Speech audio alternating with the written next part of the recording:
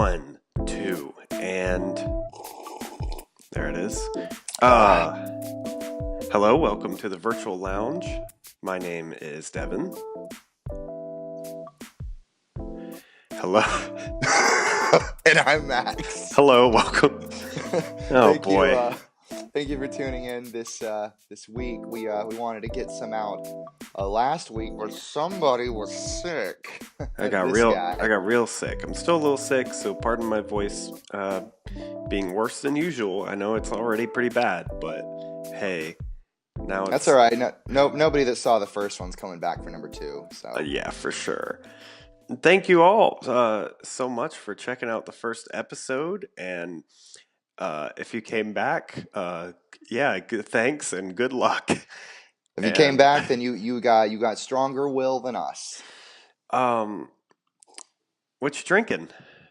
Coffee. I was feeling a little sleepy about an hour ago, and I thought, no, I gotta record Gotta record some bullshit with my best friend Devin. So been waiting to do this for a while, yeah. Been made myself a hot cup of mud, brother. I've got a scolding. Well, I got to tell you what I'm drinking. What are you drinking? I've got a scolding hot cup of black lemon tea. I don't normally drink tea, but I'm sick, and it's 10 o'clock in the morning, but there is a little bit of whiskey in here. Yeah, don't accidentally spill that on your groin. I won't. But that happened to somebody I knew. It was really bad. Well, anyway, that's what I'm drinking. Tea with a little bit of whiskey and some lemon juice. At 10 a.m. It's noon somewhere. Am I right? It's supposed to help. Going home to Margaritaville. It's supposed to help with the cold. It's also going to help with your sobriety. It's also going to help with this podcast. Thank you for joining us. We already did that, so let's get right into the news. Remember that one? That was classic.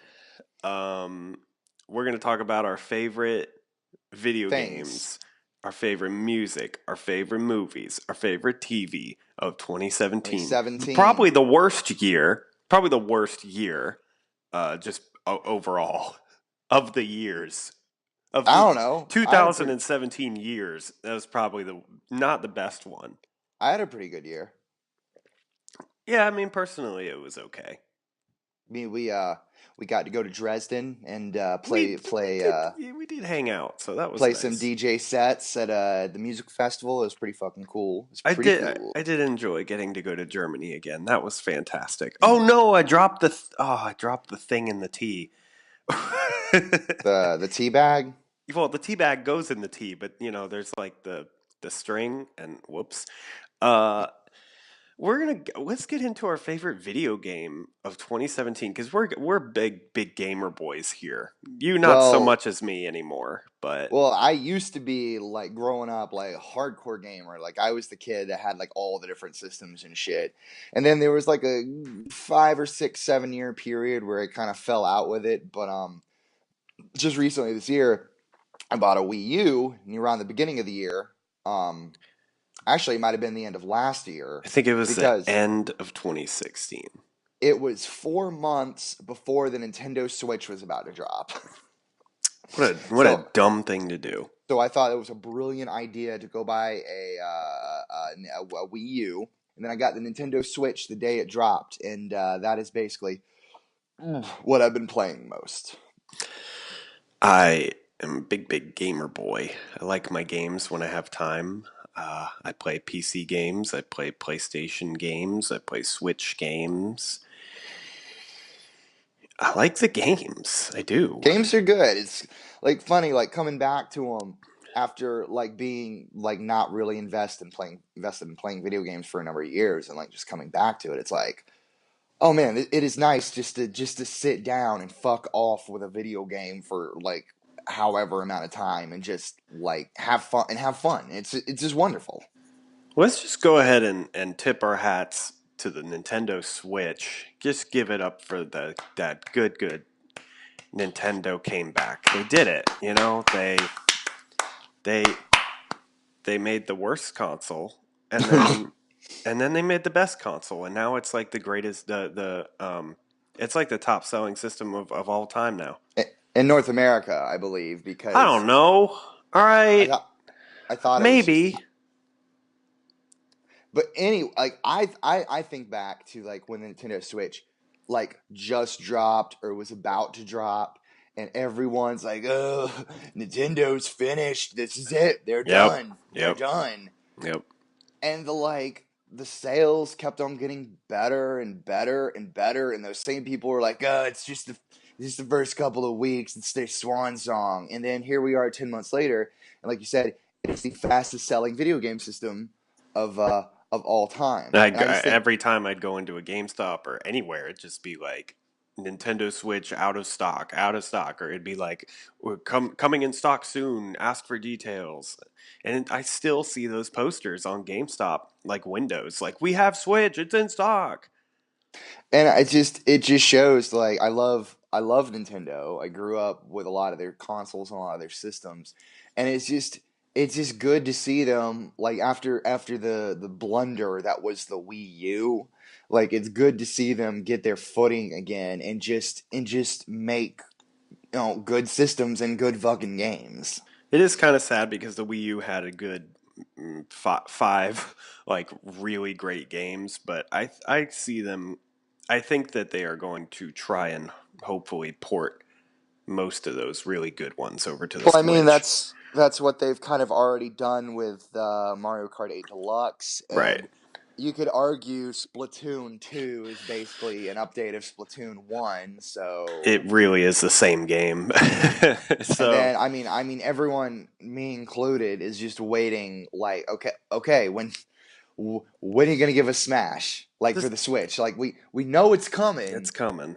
It's The Switch that's is just so cool because it's like you finally have this merging, this perfect merge of like a home console and handheld console all in one, and it works like exactly the way you'd want it to work and expect it to work, and yeah. it's just fantastic. The controllers aren't perfect. They get a lot of getting used to, but it's just a system that I think can fit you your lifestyle the way you want it to, and it's really great, and I really love it. I'm really happy with it. Yeah, And like can you it's believe not. the like releases we got with it? Yeah, Like Zelda and Mario. Zelda, Like Mario, all the, we did get ports like Mario Kart 8 and Splatoon 2, and I some can pretty go ahead. decent download titles like, we got the new Shovel Knight and Oh Sonic yeah. Mania, and I I've been very happy for the most part with the selection of games that have been coming along with the Switch. There was a period, I think, in the first couple of months where I wasn't really doing much with Zelda anymore, and I was feeling kind of starving for games. But I mean, it's been pretty consistent. dude, we're so spoiled now. When I go back and look at like, the N64 launch and it's like Pilot Wings and Mario 64. And it's like that's it, and that was it for a while, and then slowly like you got like some like sports games here and there, Mm-hmm. and we're so spoiled now. And I'm listening to like a podcast where someone's talking about how like all they had was Pilot Wings for months, like Mm-hmm. until Christmas. That's all they had. And back then when you only got games for Christmas or you had to rent games or something, and now like we get Zelda, one of the greatest games of all time, as a launch title, and we get bored with it. And we're like, I need more games. And there's already like 50 games on the eShop, and we're sitting here complaining. And man, the number of people I know that have a Switch that have complained to me about there not being enough games, or the number of people who want a Switch but are like, there's no games. Switch has no games. And I'm like, have you seen? Well, I'm not really interested in Zelda. I don't really like Mario. Then, like, do Well, you then even it's not for you. why do you want the system then? Like, It's a then it's just Nintendo not. console. You That's know? why I don't buy an Xbox One X or a PS4, because I mean, honestly, there just is not. Yeah, here and there, but there's not like a lot of games that I desperately want to play for it. Right. I'm not a big like first person shooter guy. I'm not like. really big on all those AAA games. Yeah, yeah. That's just not what I'm into. I want to run around with fucking Sonic and Mario. Like so, Switch is the perfect console for me. It fits my needs. So is that a good segue into your favorite video game of 2017? I mean, it's got to Uh be a Switch game, right? oh yeah, I mean obviously because I'm Because gonna that's go all you're ahead. playing games on right now. I mean, there's some stuff I mostly like RPG Maker Japanese horror games for my Mac, but Mm. I Mm-hmm. don't think that came out in the early Oh, 2000s, I so I drank all don't get. my tea. I drink your tea. Remember that? There will be blood. That was milkshake, right? Yeah, but I changed it to be more topical. My runner-up for 2017 best game of the year, I just wanted to talk on real quick. Oh, we're starting with runner-ups. Okay, Yeah, I cool. think that'd That's be a a good. great. Got it. Yeah, like mine. I only have one, but I think it's as close as you can get to being the top, and that would be Mario Odyssey. Oh wait, nope. That's Mario That's Kart. Mario Kart. But yeah, I was really, really, really excited for Mario Odyssey. Like pretty much right when I saw the first trailers of it, with him throwing the hat and stuff, and it looked like a fun Mario game, and the whole thing with being able to change his costumes and shit is something that just really appealed to me. Like I like collecting shit. I like, character customization. So that was a really cool aspect of it. And I mean, when it came out, I got it, day of release, and I got, I'd say, a good 3 weeks to a month of like just real pure enjoyment out of it. And it's a great fun adventure. I mean, it really harkens back to like the days of like Mario Sunshine and Mario 64, where you really feel like you're exploring and having fun. And as all the mainline Mario titles go, the controls are just phenomenal. And I guess my only real complaint with it is I wish there was more, because I 100%ed it. I got all the purple gold coins and all the moon things, and there's literally nothing left for me to be doing at it anymore. I remember after I finished like the main game, I didn't 100% it or anything. I still go back and play it every once in a while, but I finished the main storyline campaign, and I was like, that felt a little short. And I went online and looked it up, and it actually has like more levels than Mario 64 did, which surprised me because for some reason, when I think back on Mario 64, it seems bigger. And Well, I can't put my finger on why. And I well, thought, see, is it the here's castle? Is it having that like hub to explore and all the secrets that comes with? Or well, like my theory on that is like, I don't know, when you're a kid, like you're young and you're playing, those video games that you fell in love with, and that like later on in your life you're gonna look back on with a lot of nostalgia sure, and good sure. memories. Like some of those games, I mean, just me personally speaking, um, took a long, long, long time to beat. Yeah. Like I probably sat on Mario 64 for years before, or at least a year before actually getting to the end. And then, but you got to think about when you're a kid, you you can't easily just devote like 6 hours to video games when you're a kid. You got your mom, like you're going places, doing chores, going to school. So, that time kind of stretches out and it feels a lot longer. But now you're an adult. If you want to sit down your ass and play video games for 6 straight hours and 100% a game in a couple of days, you can Wow, just I feel the you can just exact do that. opposite. I feel like when I was a kid, I had way more time to play games. Oh, really? I mean, hey, that just speaks to different lifestyles and, whatever's going on in our lives. But yeah, I actually feel like I had more time to play games when I was a kid. I mean, both of us, you were homeschooled your whole life. I was homeschooled for a few years. And in that time, all I did was play video games. I think you're right, though. I think it's nostalgia. It's thinking back. Those games felt bigger when we were kids. I think that Mario Odyssey is fantastic. I love it. I love the music. I love the art style, and the graphics are fantastic. The movement is just really fluid, and it's just a lot of fun to just pick up and play.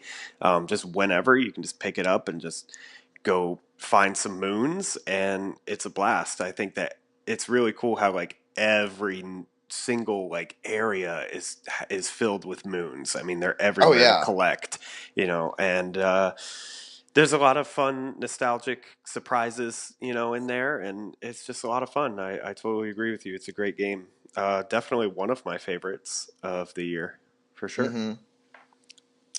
But would it be your number one choice best video game of 2017?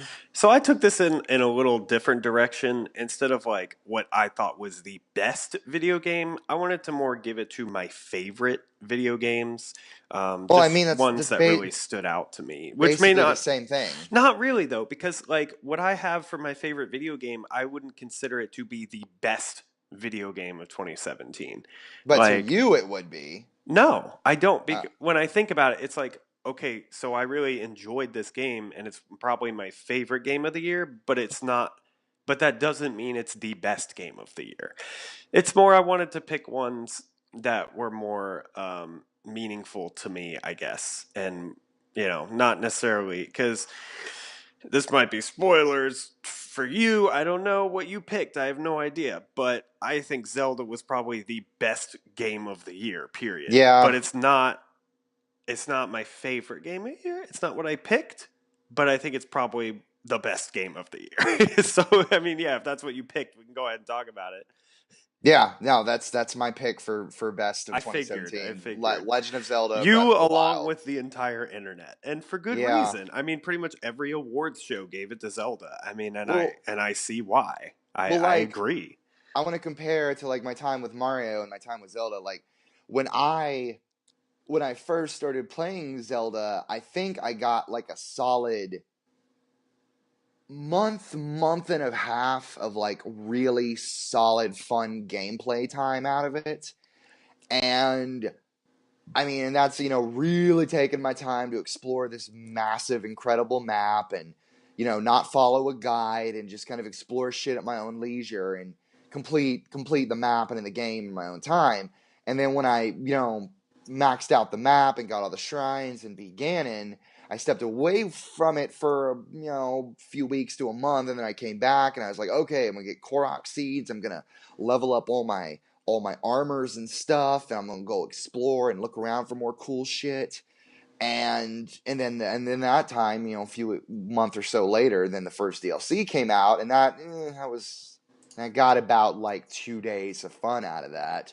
Uh huh. Um, and but then we got the DLC, the Champions Ballad or whatever it was called, and oh, I just think that was just fucking fantastic. I was having so much fun with that, and even the DLC aside, like there's a lot of fun to be had in that game. Just playing it, just exploring, just having fun, just going at your own leisure. I found a lot more replay value in Zelda than I did in Mario. I mean, yeah, because it's a big open playground, and again, like what they did with open world is so different than a lot of open world games these days. There's so many open world games these days, and Yeah. they get boring or stale, and a lot of the map is just the same repeated elements, or it's just in Zelda, in Breath of the Wild, there is it's just packed. When you complete that map and you look at it, it's just icons everywhere. Like the entire map is just filled to the brim with stuff to do and stuff to find and explore. And I love that game because I can one of the first things I did was I just went and opened up the entire map, which was very difficult starting out because there's definitely some like towers that you are not supposed to be able to get to. But what I love is that the game allows you to do it anyway. Like Yeah. there's not a lot of like there's no invisible walls, there's no like barriers. Like it's pretty much like play the game however you want to play it. Here's this open playground. It's so cool because you feel really accomplished when you do something where you're like, I probably wasn't supposed to do that yet. Oh But yeah.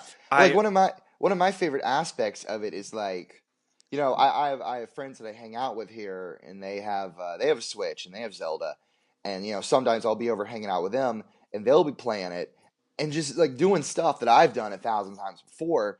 but they'll do it in like just a slightly different sort of way, Yeah. in a way that like I never would have thought to do it because it wasn't like in my thought process of how I want to handle something. And Right. it just goes to show is like you can you can play Breath of the Wild however you want to, and Right. it's Right. it's so versatile. And yeah, like I said, I unlock the map like as soon as I can, as soon as I could. And what I love is that you can just look at the map and you can zoom in really close and you can just see areas where you're like, there's got to be a shrine there. And the shrines are I believe there's what 100 of them starting out um, A hundred before the and DLC. 120, I think. And so the shrines are, they help you get health or stamina and upgrade your stats. And so there's just areas on the map where you can put a pin and be like, there's got to be something there. There's got to be something there. You look on the map and you see like a maze, and you're like, oh, I wonder what that is. And so you put a pin to go check that out. I love that you can. I think my favorite thing is that you could climb anything in the game. You can climb any mountain compared to like a game like Skyrim where it's like you have to fumble with the controls. You're not sure what you can climb and what you can't, what mountain you can go through and which one you can't. Zelda is like you can climb anything, and that's one of my favorite things. But, And that in itself like opens up so many different like play possibilities, oh gosh, because yeah. I mean if you're planning to go from point A to point Z, you can plan out like, okay, do I want to take this long path like on the main road and around the mountain and do all that, or do I want to stock up and make a bunch of stamina potions and climb to the top of this mountain in one go and then just hop Yeah. down the other side? Like, You and I play games very differently. I think it's probably because you really have just that one, console. And so you get, a game like Zelda and you spend, a month or a month and a half playing it straight and then you finish it. And and then I'm that's just done. that's honestly a really good way to play video games in my opinion. I kind of wish I could be more like that, but with me, I have so many video games around me that it's kind of hard for me to just focus on one. So a lot of the times I'm playing like two different games at the same time and kind of Hmm. swapping between them. Like I'll be playing a game on my Switch and a game on my PC, or I'll be playing a game on the go and a game at home. Yeah, I can't So imagine that. yeah. that So I sounds mean, that sounds like a nightmare. it took me a lot longer to beat Zelda. I also just I don't have those times where I kind of stretch out 6 hours of a day to play a game. Like I really don't play games longer than like 2 or 3 hours, or my attention span just kind of.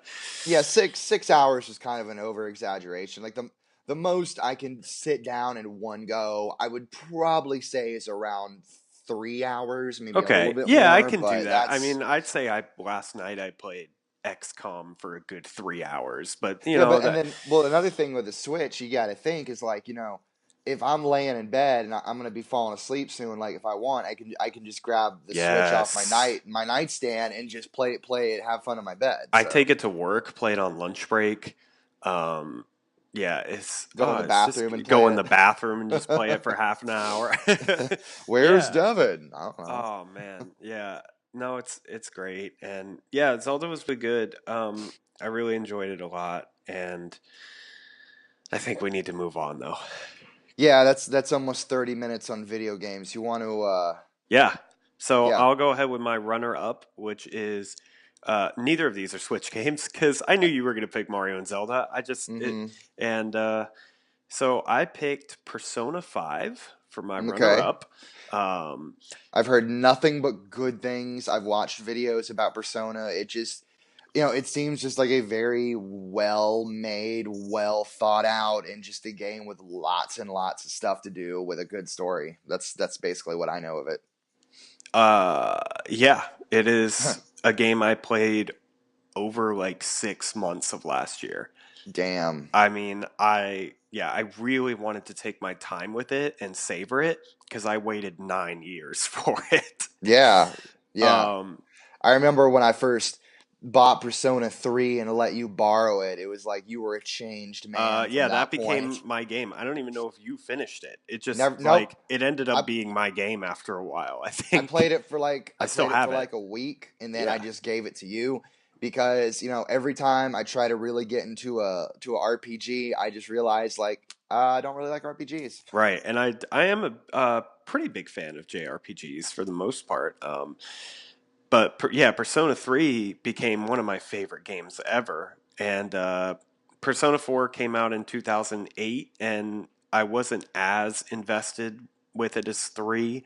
Hmm. I didn't like 4 as much as 3. So I was really hoping that this game would live up to the hype. Like the Persona 5 hype for me was insane. Um, it was originally supposed to come out on PS3 in 2014, but it was delayed 3 years. I remember that. Yeah, and so that made me a sad boy, but at the same time, I was like, if they're gonna take their time and make it the perfect game, then I'm cool with that. So yeah, I really enjoyed my time with it. It's not perfect, but the story was really engaging. The gameplay was fantastic. They took a lot of the usual Persona systems and really tightened them up, made them prettier and more fun and interesting. Um, there's a ton to do in this game, and there's a ton of characters to interact with. Some of the characters aren't quite as interesting as Persona 3 or 4, which is like my biggest problem, but it's not too big of a deal. Um, the graphics and the music are fantastic. I love the fact that you can download like alternate music from past Persona games. Oh, that's pretty cool. Yeah, because then when, in a JRPG, when the battle music gets stale after a while, it's Then it's cool. game over. You can change it up, which is really cool. You can change the battle music whenever you want to like a past Persona game. They have different like costumes from old Persona games you can download. So that's really nice. Yeah, I really enjoyed playing it like all half of my year last year. It lived up to my expectations. Unlike Final Fantasy 15, which I waited Oh. 10 years for and kind of let me down. Uh, that's a we story for another time. I think we saw trailers for Final Fantasy 15 when like we were in high school still, Yeah, dude. yeah.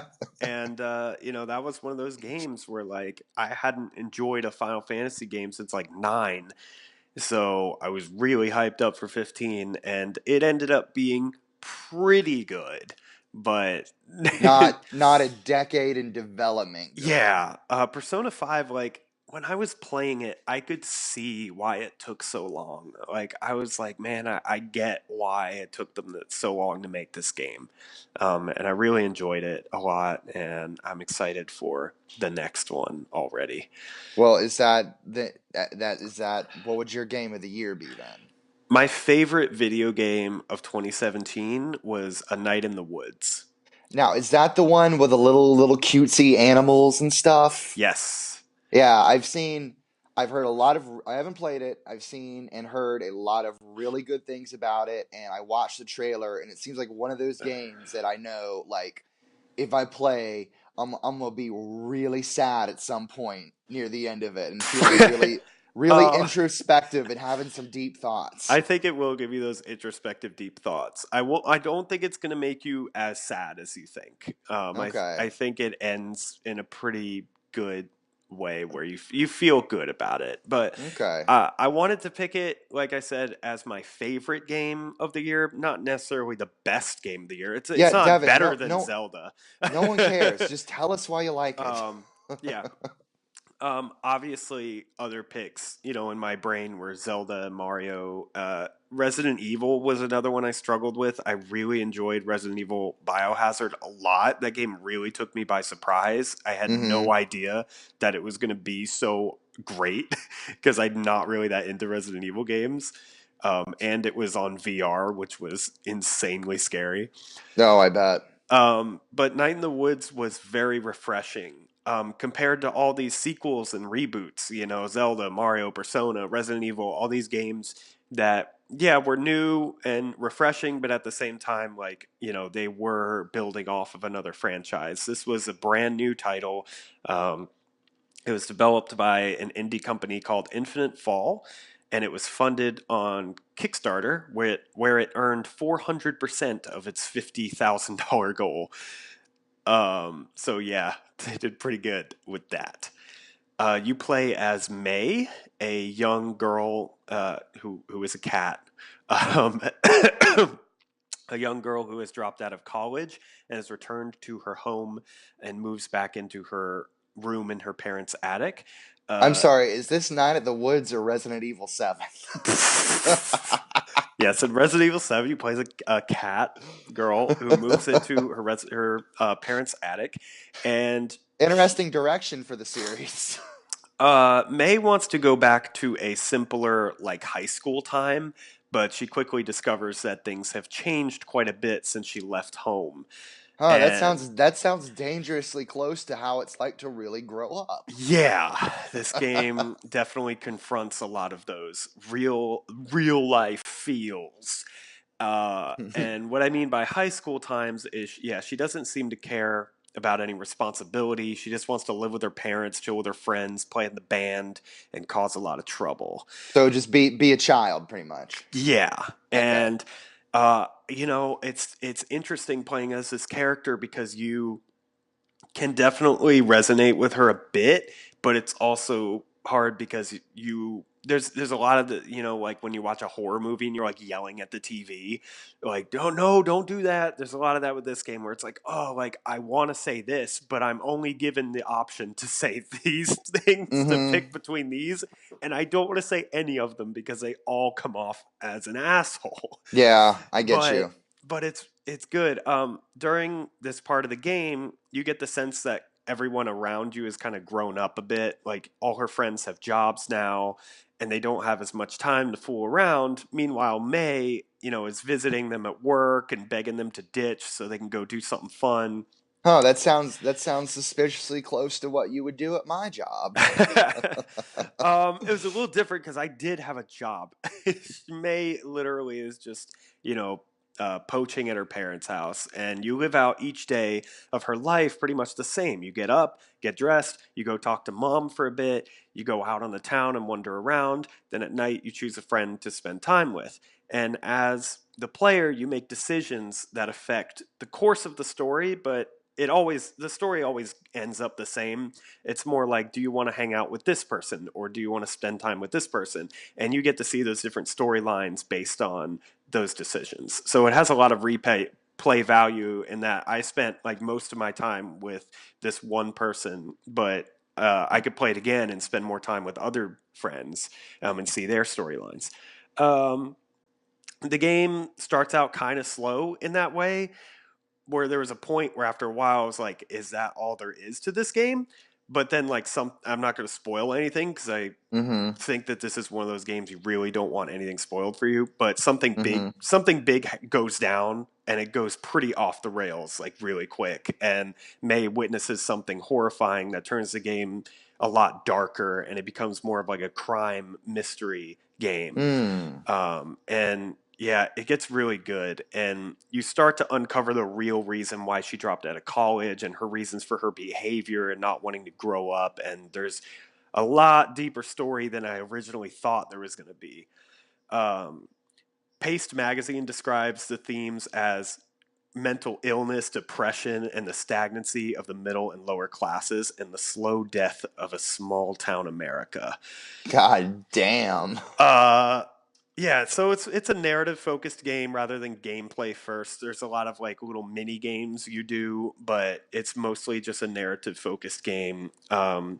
Where you make decisions on what you want to say and do, but for the most part, the story stays the same. I played it on PS4, but it is out for every system except Switch. What they've said eventually they want to bring it to Switch. Mm-hmm. But if you want, you could play it on Mac right now. It is available on Steam, and the Weird Autumn uh, version just came out, which is somewhat of a director's cut, which adds a lot more to the game. And it's cool because if you already own the game, you can just download a patch for it and you don't have to buy it. But if you buy the game now, if you buy the Weird Autumn, you can get all the new stuff, which is really cool. So that's my vote for my favorite game. And I really, really think if that sounds interesting to you guys to go check it out because I really enjoyed this game a lot. And it just really took me by surprise. I thought it was really refreshing and I played it with my wife and we both had a great time like going through the story and it's a good game to play with somebody else. Um, I enjoyed it a lot. Fun fact, real quick before we finish. Something I'm not sure if you would know or not. Not too long ago, I want to say it was about a week or so. I don't know if anyone really picked up on it, but it kind of caused a stir on Twitter. Apparently, Katy Perry like put out a little like video on Twitter, a little commercial like talking about a contest she's holding. And in the video, it's like all a cartoon, but the style of it and the art style just like blatantly steals from Night in the Woods. Really? I'll have to check Yeah, that out. just like so blatantly. Like it's Wow. pretty much copyright infringement. I've got to check Um that out. yeah, I tried to look it up on Google. I couldn't seem to find anything about it, so I guess nobody really picked up on it, Gotcha. but anyway, so everyone, thanks for tuning in and listening to us talk about our video games of 2017. Check out in another video, probably being posted somewhere around this one, where we talk about something else, movies or shows or music. So Yes, we'll have another one up soon. We're probably going to do our favorite movies, so stay tuned for that. And please, I know I sound like a typical YouTuber, but please like and subscribe. And those subscriptions really help. And please leave us a comment if there's did you agree with anything. us? Did you disagree with us? Do you have some Yeah. points you want to make? Leave a comment down there. Be mean as shit. We don't care. Yeah, and just let us know if there's any topics you'd like us to talk about, because I am looking for those. So that's it. Okay, well, thanks for tuning in, everybody. We're talking about movies next. Have a good one. All right, bye, everybody.